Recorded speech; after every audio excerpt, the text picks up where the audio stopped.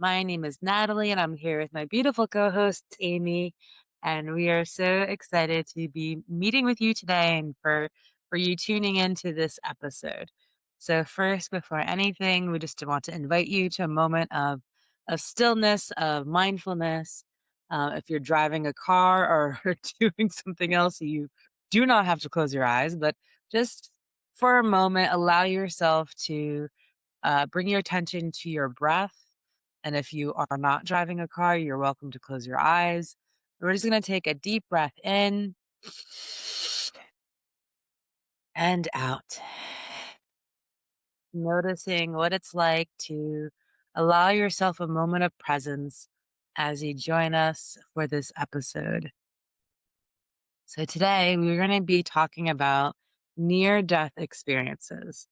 And so Amy and I, as we described in the intro episode of the Daughters of the Milky Way podcast, that this podcast was very much requested to be created by Spirit. And so our friend lived Wheeler, and she's our teacher as well. She's a voice diviner for the Contumblay, and they had requested us to create this podcast. And one of the things that they asked us to do is talk about manifestation, which, if you've been following along, we have been talking about it, interviewing amazing folks around manifestation. And another topic they had asked about is to talk with people who have had near death experiences. And one of the reasons why they wanted us to talk to people about near death experiences is because oftentimes people who have those experiences when they return back into their bodies, they oftentimes have this realization that we are all creators, and their way of experiencing life is usually dramatically shifted. And so I haven't had a near death experience, so I can't speak from experience. And Amy, she did research, so Yeah. we're gonna go and dive into some of the research that she did and watching videos of folks. And if you are someone who has had a near death experience and would like to, share your story, please get in contact with us. There's a form in our Daughters of the Milky Way Instagram account. We have a Google form set there. Um, for folks to fill out if they wanna be a guest. And also before I give the mic to Amy, to share what sh the some of the things that she's found, I will say that we will be continuing to interview both people around the topic of manifestation, but now we're also opening up to the conversation around near-death experiences as well. So, we are excited to be diving into both topics. Thank you so much, Amy, and I pass the mic to you. Thank you, Natalie. Oh my goodness. Wow, when you, approached me about this, I'm like, near death, I've never researched this or anything. I had a really profound, I don't even know what to emotion in my body when I'm watching this. And I think I've told you, I almost feel like something happened with me, but that's another story that I may say, because I'm still kind of figuring that out.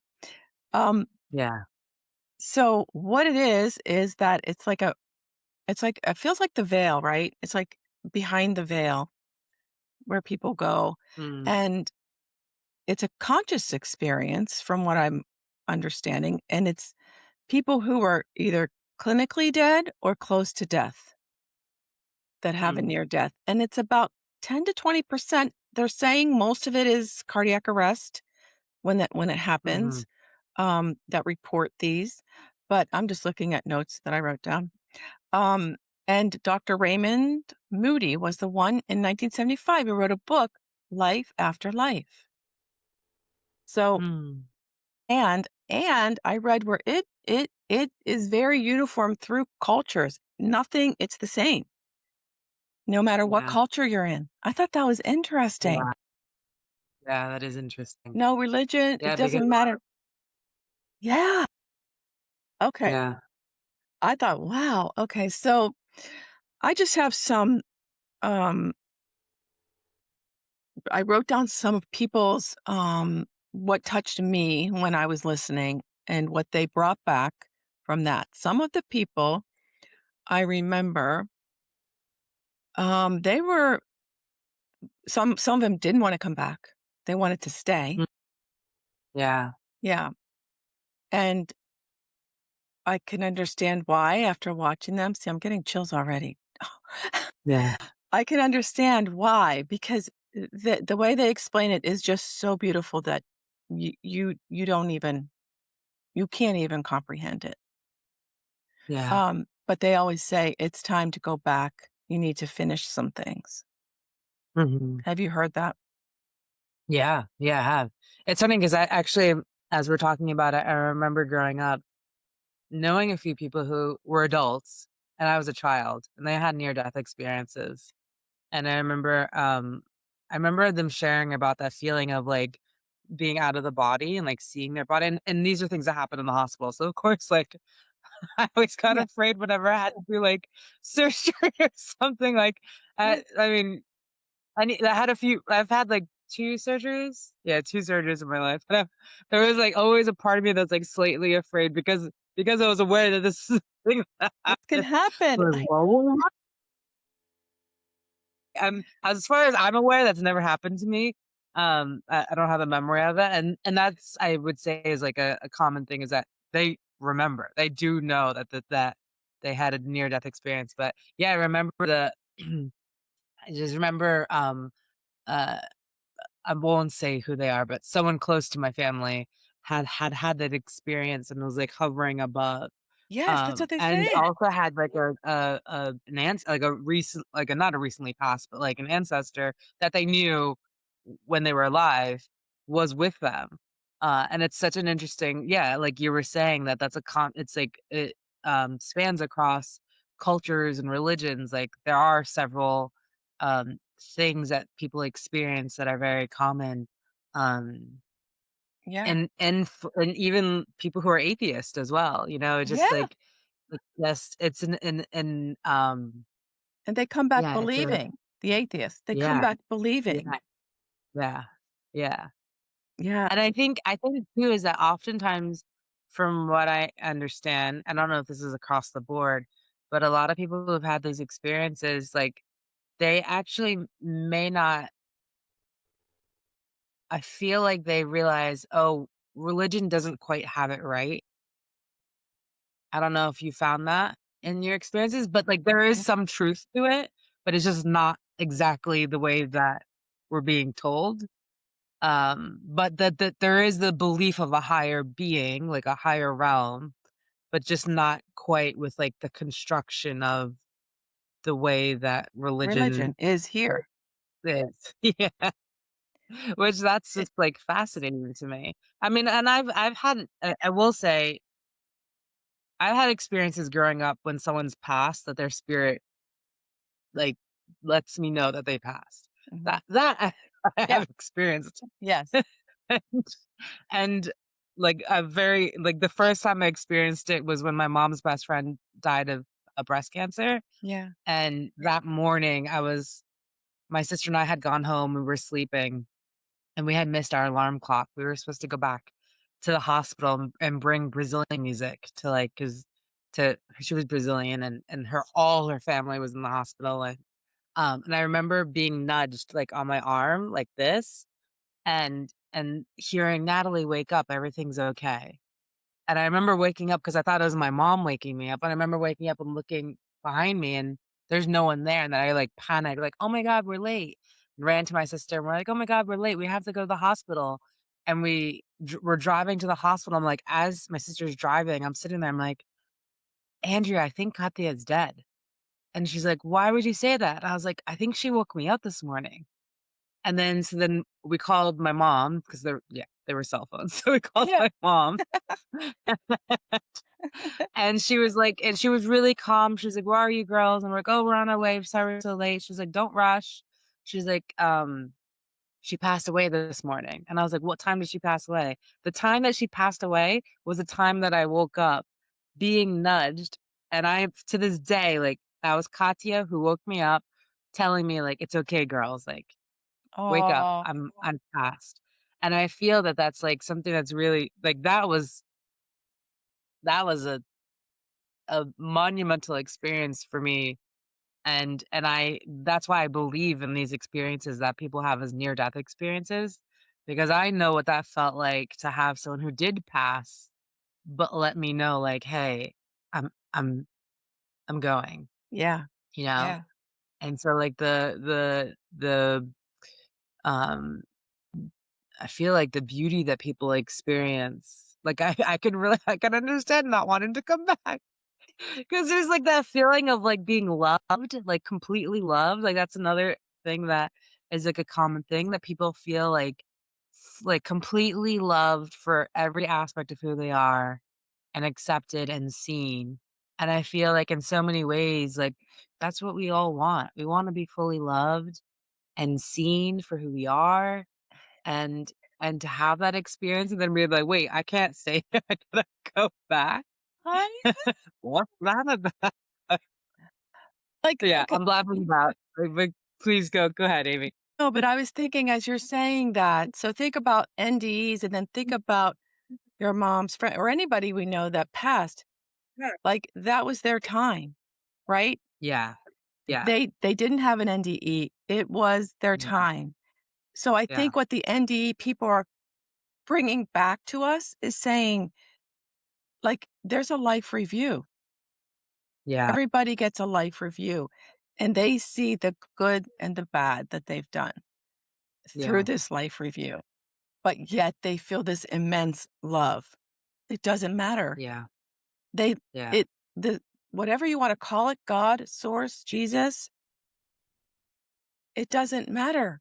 It's all about love, and just like you said, it just gives me chills,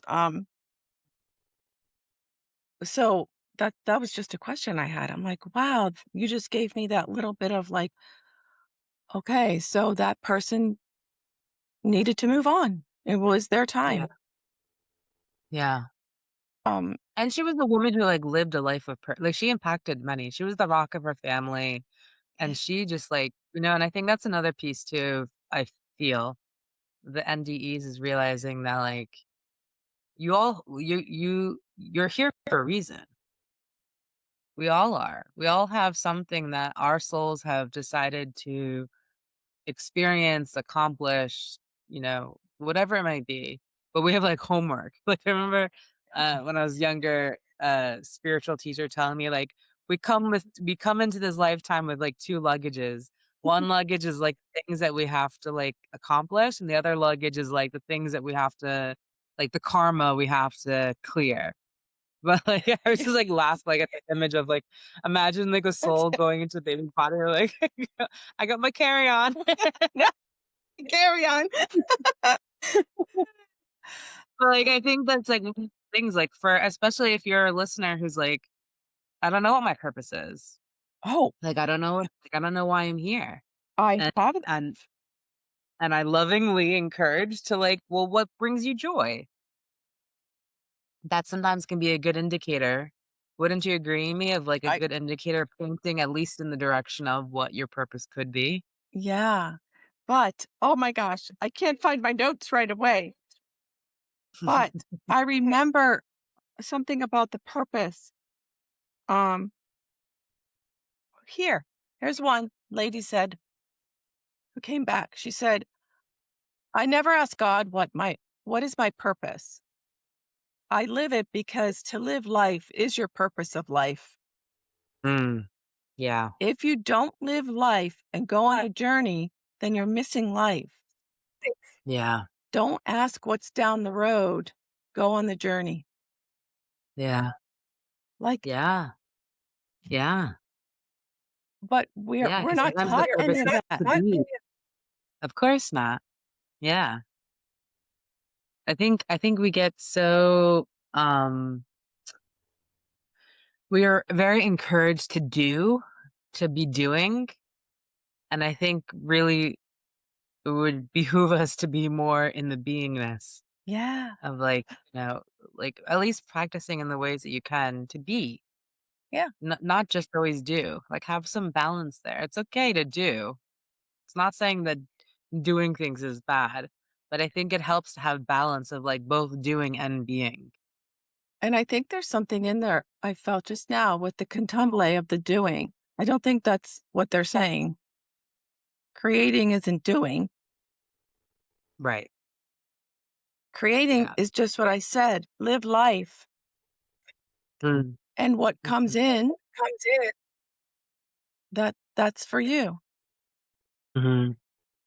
I'm just feeling that. It's like, I mean, Liv's a perfect example of of the creation and doing that in life, like Mhm. following the spirit.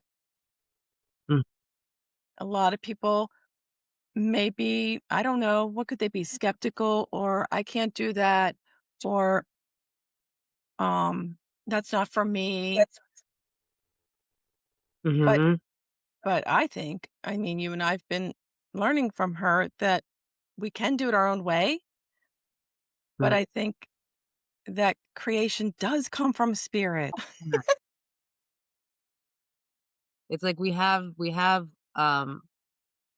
uh, I think it was when we were interviewing Scarlett and she was talking about manifesting, like, having that, like, desire within is, like I don't remember exactly how she said it, but, something to the effect of, like, that was, like, put within, you know? It's like we're both creators and we're being created, is what I'm trying to say. Yes. Is divinity does exist within us, every single one of us, no matter what your religious beliefs are. Like, there is an aspect of you that is God. Not saying not to, like I'm not inflating your egos, I'm not saying that, but I'm just saying that there is a spark of creation that's within you. And so we're both creators and being created by God, Great Spirit, Goddess, Divine Mother, you know, creator, like, whatever it is, whatever that word is that you use to identify, um, the, like, higher power. And if you're an atheist, then you're an atheist, you don't believe in God, and that's cool too, but That's I cool. feel that there's something within us that, um there's something that's within that's guiding us. However it is that you orient to that is for you to orient. But I feel that's that piece of, I don't think I don't think we were born just to, um, live a life of, like, the mundane, you Yeah. know? Like, I don't think we just were born to, like, wake up early, go to work, pay bills. Yeah, it's Groundhog You know what I Day. mean? Like, I feel like it's more Groundhog Day. I don't think we were yeah, meant to not live Groundhog that. we're not meant to live Groundhog Day. No. I think and before you were saying something about, like, oh, how people can have, like, "Oh, it's not meant for me," or, you know, Skeptical. whatever, skeptical, all those things, like, a lot of people live in fear.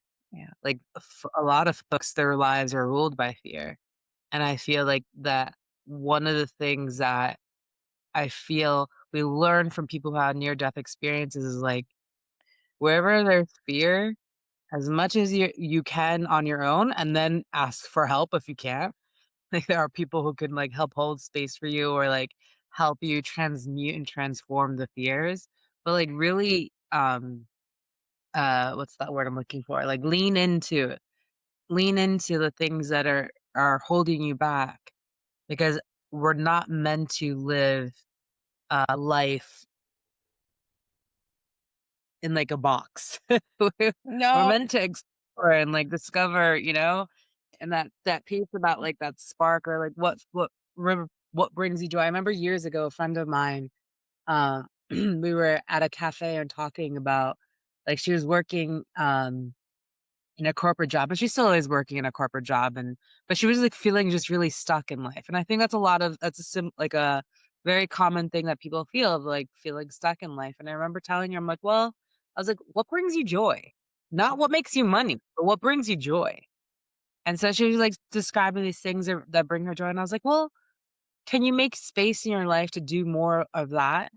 Not necessarily, like, sometimes the thing that brings you joy may not be, generating income for you, and I understand that sometimes, like, there are there are, basic needs that need to be met, Yeah. you Yeah, know? right. Yeah. And one does need to focus on making money, and I get that, I understand that, but I don't think that should be at the sacrifice of your joy. Like, I feel there's creative ways that we can find to weave in joy into our lives, even if it's something so small. Like, even if something as simple as just taking a moment in the start of your day to brew a delicious drink and just have gratitude in the moment as you're drinking. Like, even if that's the capacity, like that's as much as you can do, the more that you're able to like weave in experiences or, I mean, they've been talking about gratitude journals for like ever. I For know. They have. there's some genius to it. Like, it does actually rewire your brain to like choose to look through the lens of gratitude in life. Because there's this, like, it's like the paradox, like, of, I don't know if paradox is the right word, but when one starts to open themselves up to, like, the possibility or the different potentials of what could be experienced in life, then, like, things open up. I mean, that's what we're talking about with the manifesting. It's like, it's not that you're not forcing things to happen, but if you start looking at your life, and through a different lens, and exploring like, well, what's holding me back from this, whatever this experience is that you're wanting to have in your life.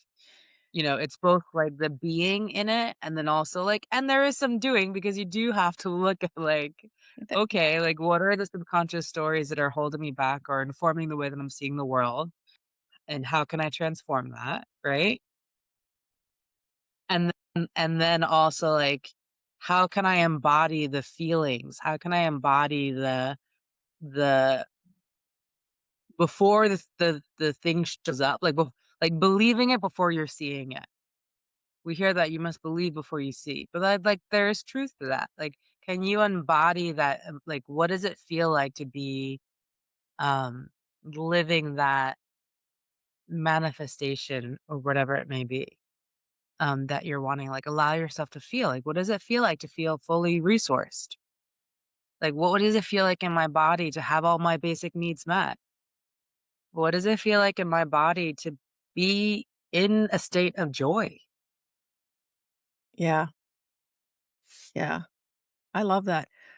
I think that it may be difficult for some people, uh, but you're right. Just do one simple thing. And then Yeah, that leads to another, that leads to another, that leads to another. And you get just like a little taste of what it's yeah, like.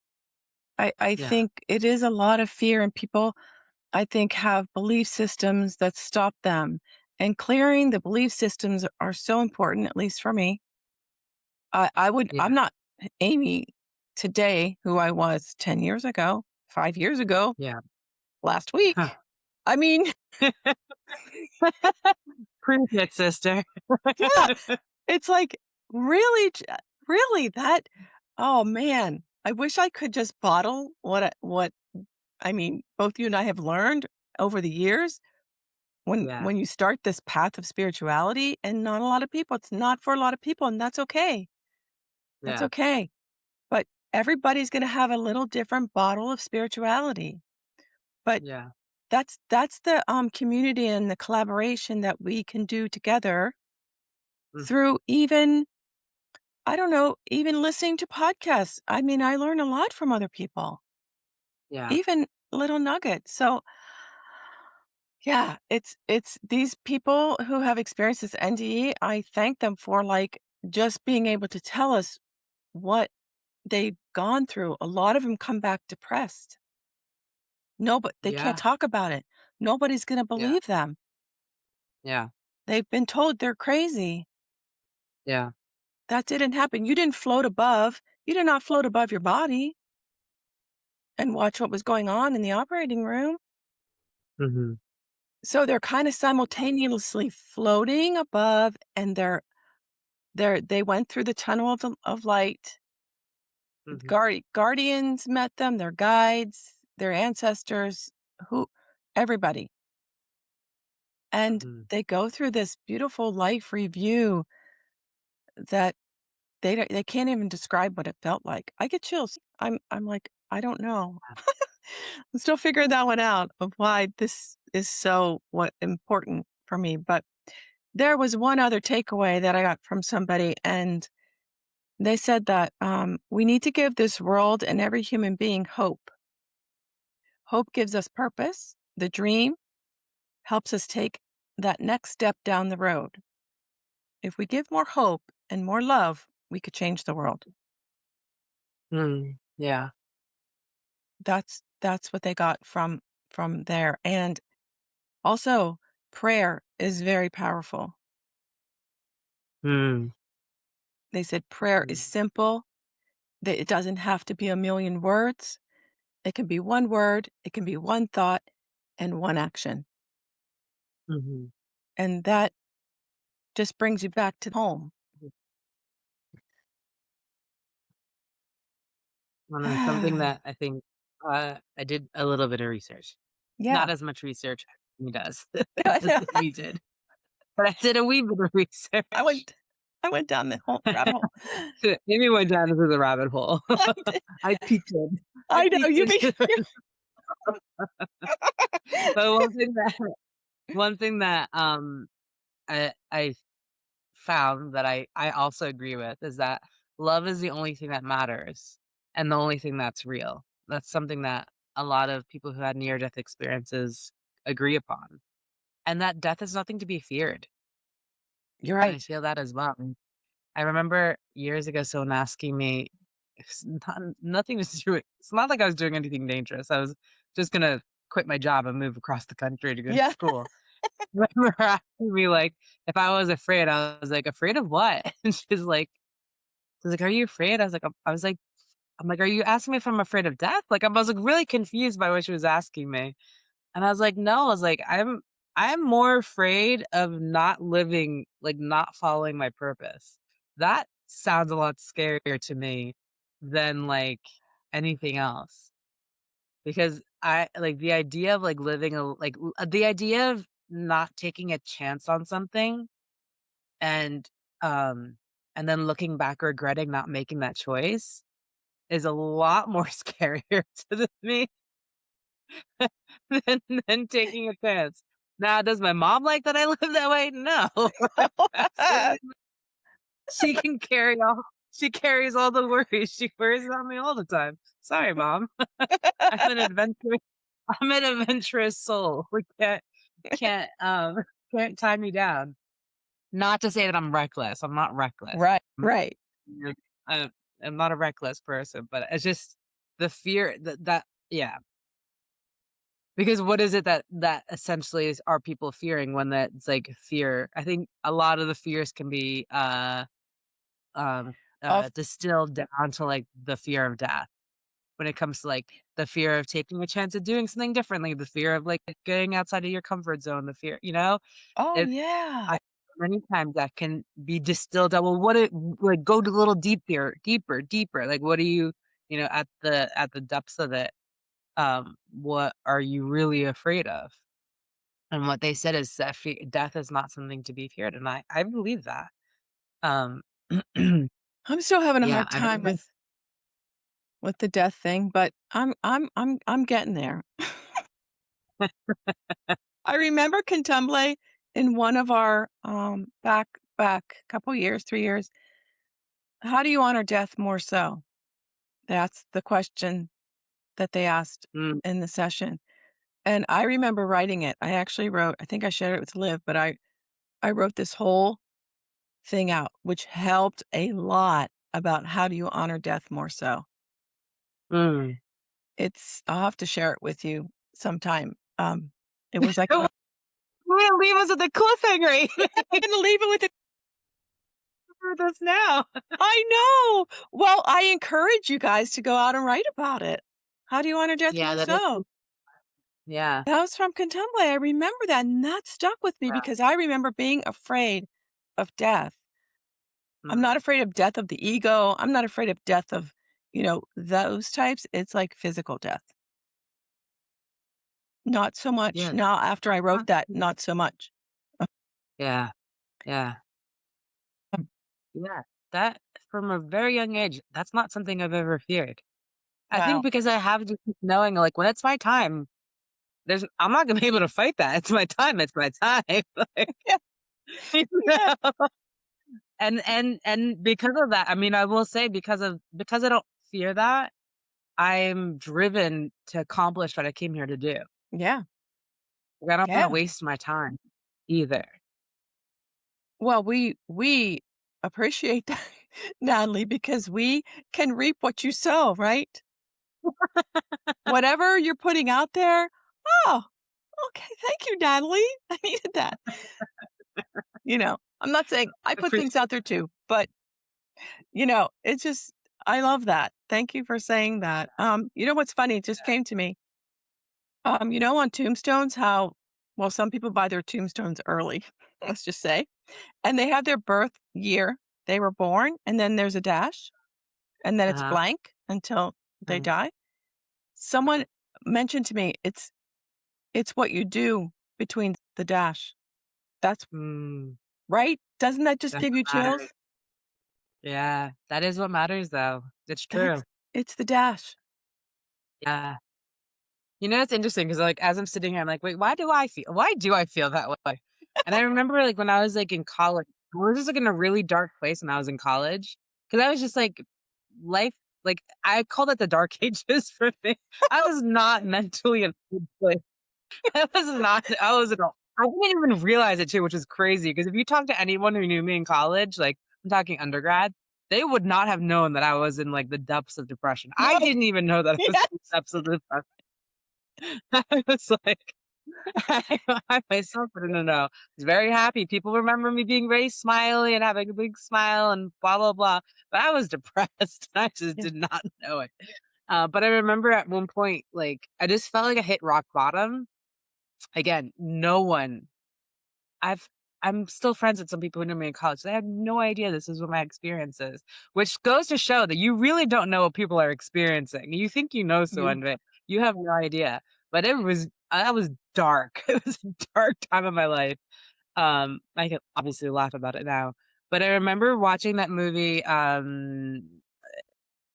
with Morgan Freeman and Jack Nicholson. I think it's called The Bucket List, Oh, and I yeah. remember being like, "Oh, like, what is my bucket list? What are the things that I wanna accomplish before I kick the bucket?"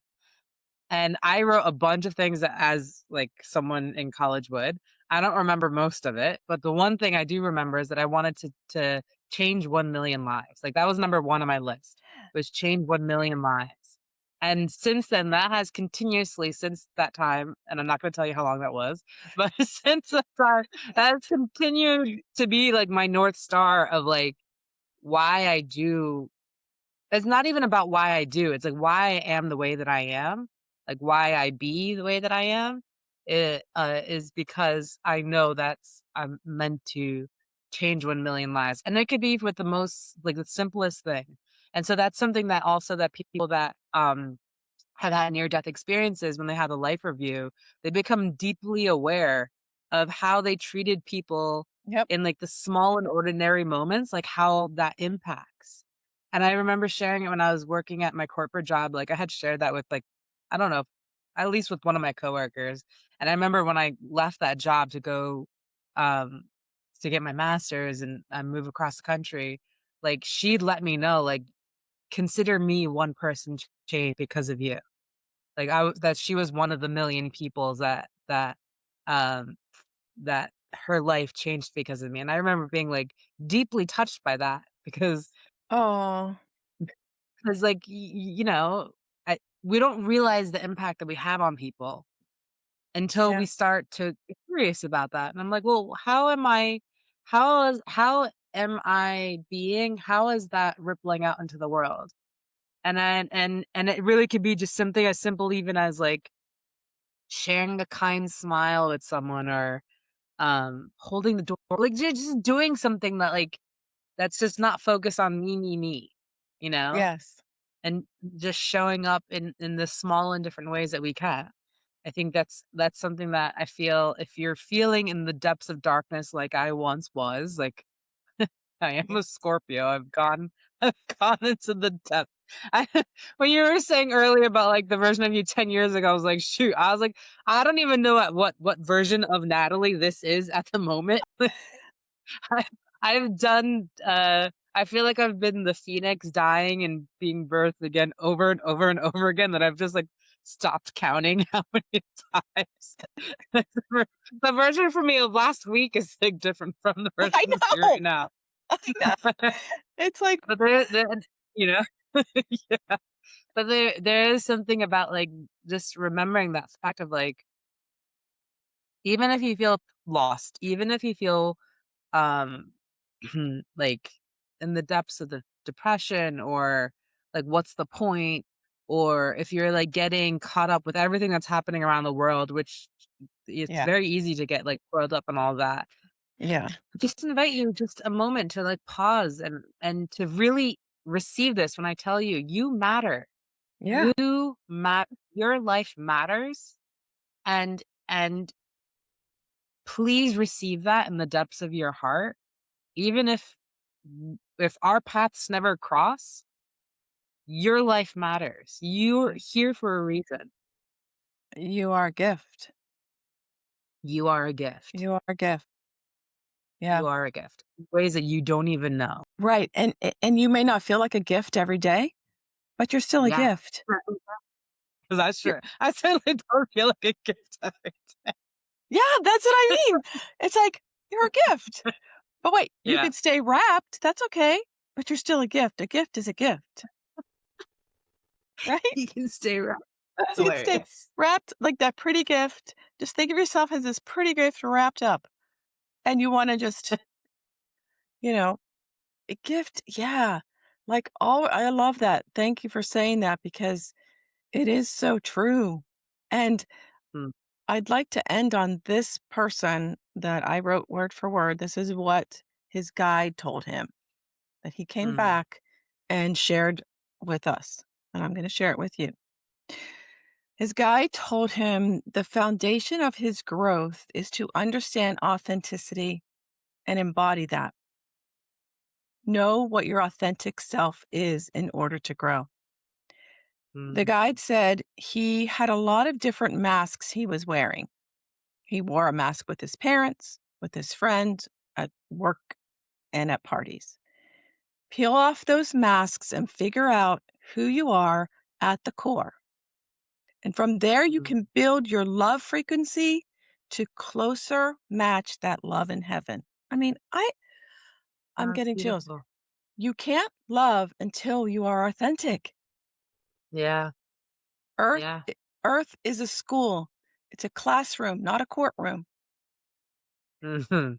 Yeah. It's a That's place funny. I know. And Christianity was in quotes, Christianity meaning courtroom. Earth is a place Uh-huh.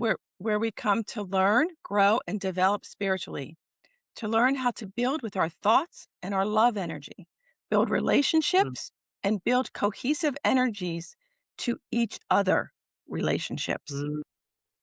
And to grow that energy and grow that ability to love, give love, reflect love, and to feel love ourselves. Oh, wow.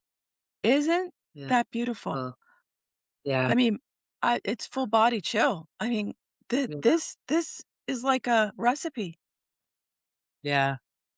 Makes me think too of, like, that piece about authenticity of, like, um, what we talk about in the Daughters of the Priestess or Daughters of the Milky Way Priestess training around self-love, and that's foundational. Because if you don't love yourself, then how could you even love another? Really, truly, if you're because that your relationship with yourself is at the foundation of every relationship. And, like, there's different masks we wear. Yeah, There's also different parts of ourselves, and those are 2 different things. Because masking oftentimes is, like, it could be people pleasing, you know? It's like yeah, abandoning yourself, like, to meet the needs of others. There's different parts of yourself, that's a different thing. There's different ways that you show up in a relationship naturally because of the ways of relationship are, like the nature of relationships. But it's like the part of you that shows up in a relationship with your mom is gonna be different than the part of you that shows up in a relationship with your partner. yeah, But it's all part of who you are. yeah. But masking, that's a different thing. That's That's that's deep. those are like, those concepts are completely different because that's really Well, you know, that's everyone just sit on that. I'm saying just sit on that. Like, think about your authenticity. What does that mean to you? yeah, What is it to be your authentic self? Um, like you said, self-love. A lot of people don't even know where to begin. yeah, So I say just like journal. Journaling is yeah. great, especially And when you just write it out. Like, what do they call that? It's not like channel writing, but it's free just free. writing, What is it called? free writing. Free writing. Just start writing Yeah, and ask, yeah. what is my authentic self? What do I need to grow from? What do I So Sometimes it's really easy, I feel, just to add this one little piece before we end the yeah, end the episode for today. But for with self-love, a lot of times it's easy for people to, like, recognize how they hate themselves, yeah, like, the parts of themselves that they hate. So I feel like that's always a good step to start of, like, where can you forgive yourself for the parts of your being that you don't like? yeah. And, like, I how remember can you doing that. meet those parts, and, like, forgive yourself, like, because I know when I was, like, in my early 20s, I just didn't know who I was. I mean, also, that was just, like, a bigger question, hence, remember what I was telling you about the darkness? Yeah, yeah, The yeah, dark part of my life? But I remember because I'm a child of immigrants, and I wasn't Colombian enough, and I wasn't Indian enough, and I wasn't American enough. So I'm like, "Who the heck am I?" So that was yeah, part of, like, my discovering of my identity of, like, I don't know who I am because according to these groups, I'm not enough for either of them. So where do I belong? And then, like that and that self-hatred of, like, it's just I'm not gonna be, unpacking my thing. That's a question that a lot of people hold of, like, "Who am I?" And sometimes what can be like the doorway into discovering who you are or like discovering your relationship with yourself is looking, well, what are the parts of you that you despise? And can yeah. you hold space to forgive yourself for that? A lot of people don't wanna look at that, though. Yeah, because it's scary. Yeah, And it sometimes is. and then sometimes it needs support, you know? Exactly. I mean, a lot of the people that I work with in my one-on-one work, that's what we're doing. We're Yeah, looking at the parts of ourselves, like, the parts of themselves that they don't like, that are, coping mechanisms that aren't working for them, like, all the different things, and making space for transformation because I'm not judging them for what's yeah, happening for them. So that's a space that can be very helpful for people to discover, "Okay, how can I love myself? How can I integrate these parts of myself?" You know? yeah, We can do it on our own, and we also need each other. It's a yes and. yeah, and we also need to love every aspect of who we are, all the different Every aspects of who we have to every love single them. one. Yep, No matter what you did, who cares? You yep, did it and move on, whatever that forgive. is.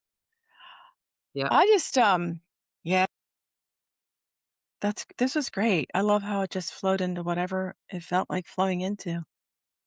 Thank you, yeah, and I'm Candomblé. excited for yeah, I'm excited for these conversations that we'll have with, um, potential guests who have had Yes. near-death experiences and exploring what are some, things that they've learned and, like, how that has, um impacted their lives. So if you are someone who has had a near death experience, or if you know someone who has, Yeah, please get them in contact with us because we definitely want to delve into deeper into the conversation and it feels like the vast richness of yeah. that experience of life. I would love that. So I yeah. would love t I have so many questions. Yeah. Thank you so much for tuning in to this Yeah. episode of Daughters of the Milky Way. And if you are listening on YouTube, please like and subscribe. Also, if you're listening on Spotify, I think you can like and subscribe there as I think well. yeah, um, I think it's possible. yeah, We are so looking forward to our next episode and to continue this journey with all of you. And yeah, yeah. and Oh, and in the and comments, if you follow us on Instagram, Yeah. Like, let us know in the comments, like, how these, Yeah. episodes are what they do for you. Or what you'd like us to chat about. That would be nice too. Um, Mhm. Thank you, Natalie, and everybody. And always remember you're a gift. You're here for a gift. You are a gift. Mm, yeah. Uh, okay. Until next time. Until next time. Bye. Bye.